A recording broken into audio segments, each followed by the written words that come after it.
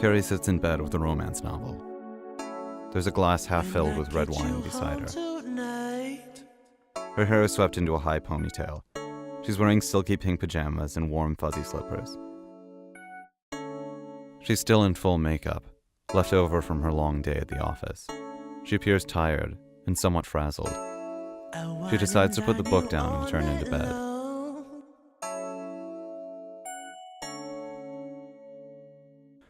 She reaches to turn off the lamp on her nightstand when her cell phone rings. The caller ID shows Shamar's photo. Carrie begins to cry as black mascara runs down her face. She looks as if she's staring into space as she begins to flash back. The flashback begins with Carrie and Shamar having a romantic dinner at his place. They're seen on the beach, singing karaoke, attending a concert, cooking together, Shamar giving her a massage, and making love. All the beautiful stages of the relationship playing out like a romantic movie. Carrie is now recalling Shamar presenting her with an exquisite diamond necklace. She looks completely surprised as she takes the black velvet box and opens it. She doesn't know quite what to say, but he's smiling vibrantly. She appears panicked as she hastily hands him back the box. "I can't accept this," is all her choked-up voice can manage to get out until she says, "I really can't see you anymore. I'm sorry."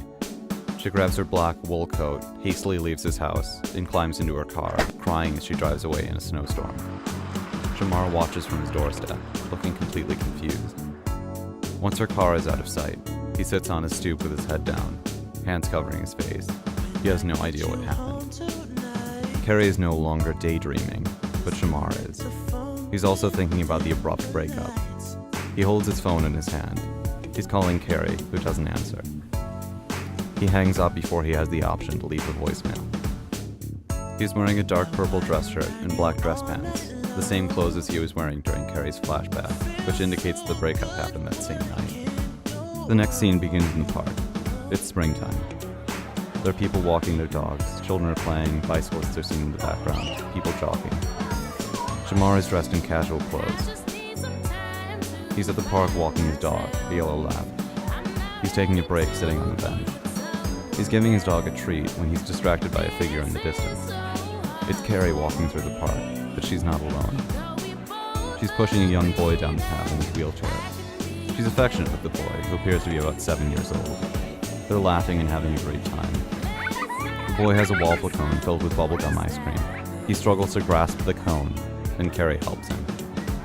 At the sight of Carrie's beautiful smile, Shamar begins to smile as well. He had no idea she was a mother. He starts to put the pieces together. He believes that she may have feared that he would not accept her disabled son. He sees his opportunity to approach them when the young boy accidentally drops the cone he so desperately tried to hold on to.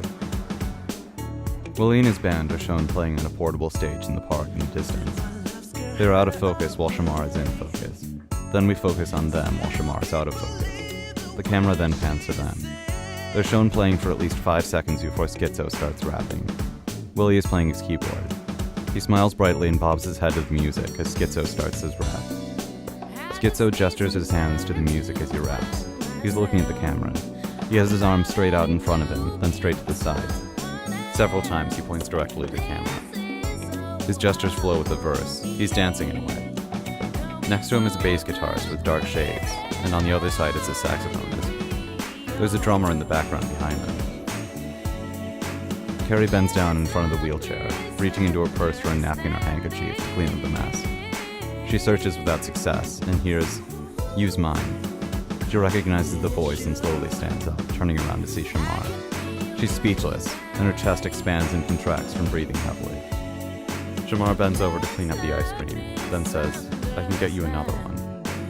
He looks up at Carrie, then continues his sentence. "If that's okay with you, Mom." Carrie's embarrassed, not because of her child's disability, but because she's so grossly misjudged Shamar's character. Her face looks confused, but happy to see him. "No, I love Rocky Road," she said with a smile. She introduces her son and the child smiles happily. Shamar's face truly glows as he locks eyes with Carrie's son. The boy then lights up as he pets Shamar's overly friendly dog. When Shamar returns with the ice cream, the young boy gives him a hug. Carrie sheds a couple of tears as Shamar puts his arm around her. They look at each other for a moment and put their foreheads together with their eyes closed, her hand gently stroking his face. They open their eyes, staring at each other, smiling. Or you can be my baby. You can tell they want to kiss badly, but out of respect for the child, they refrain. We notice Shamar's jacket draped over Carrie's shoulder, while he pushes her son's chair and Carrie's holding the dog's leash. As the sun goes down in the background, our new family is walking away down the park's path.